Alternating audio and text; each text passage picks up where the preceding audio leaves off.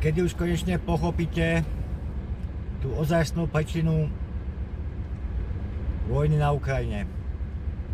Vojny na Ukrajine. Špeciálne vojenské operácie.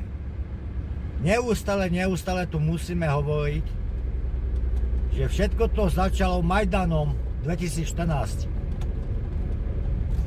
Vraždenie ruskohovoriaceho obyvateľstva na Donbase, v Luhansku, krvavé jatka, upálenie ľudí v Odese, ale anielov. 8 rokov toto nikto nevidel. Ruská federácia na toto upozorňovala. Putin vyzýval Západ. Putin vyzýval svet. Robte s tým niečo. Vraždi sa tam. Toto nikto skoro 10 rokov nevidel. Teraz tu píšete.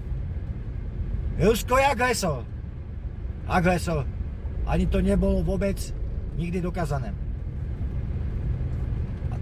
A nikoho nezajíma, že na Ukrajine skvítal celú dobu od pádu Sovietskeho zväzu fašizmus.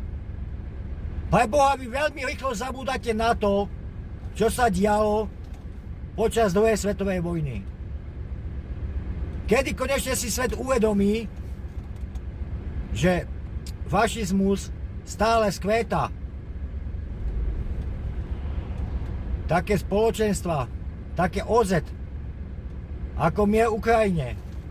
Prosím vás, Slováci, je toto naša vojna? Musíme my, slovenský národ, platiť túto vojnu? Je Ukrajina naša? Je Ukrajina NATO? Je Ukrajina v Európskej únii? Už si to konečne uvedomte. Naše rodiny, naši dôchodcovia, naši ľudia, naši pracujúci žijú z výplaty do výplaty. Častokrát, keď sú veľké dátumy, nemajú ľudia ničo zjesť. A my, alebo vy, chcete podporovať Ukrajinu.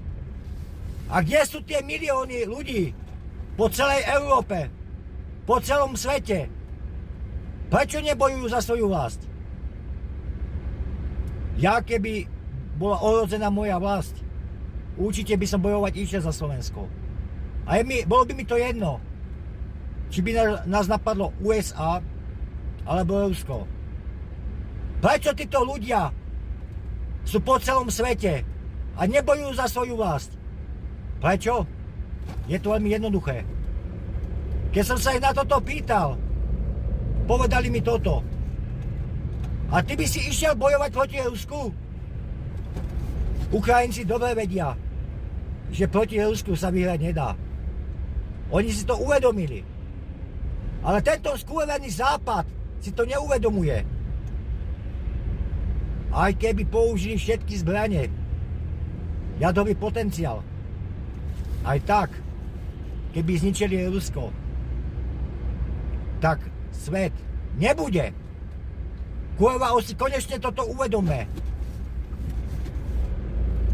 Uvedome si, že Ukrajina, tento zelený panačík, nás ťaha do 3. svetovej vojny.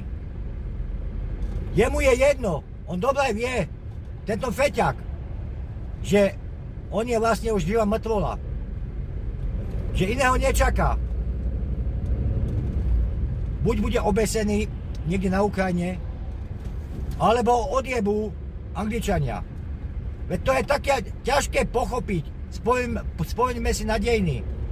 Spomeňme si, ako USA podporovalo aj Husajna. A nakoniec ho sami odjebali.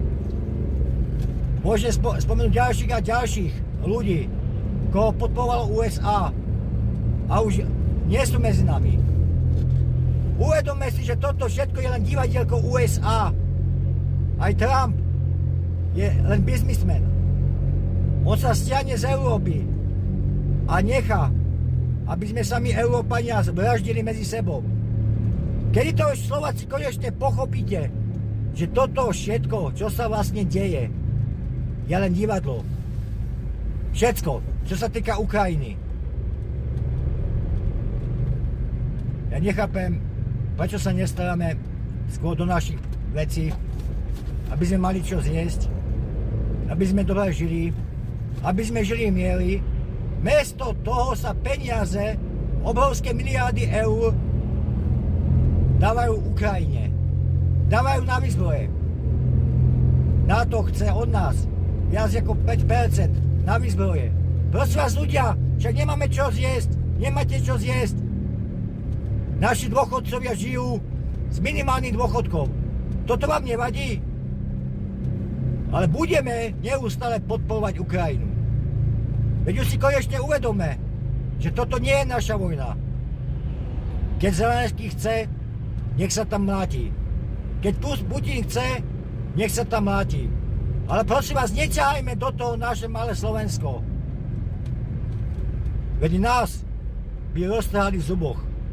Nemáme armádu. Vy si myslíte, že tých pár vojakov, čo máme, tých 20 alebo 30 tisíc, možno, že aj to preháňam, by nás obránilo?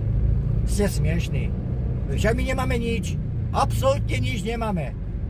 Prosím vás, podporovanie Ukrajiny je sebevražda. Prestaňme podporovať zbraňami. Prestaňme podporovať peniazmi. Keď chcú mať vojnu, nech majú svoju vojnu oni. Ale my sa do toho nestarajme.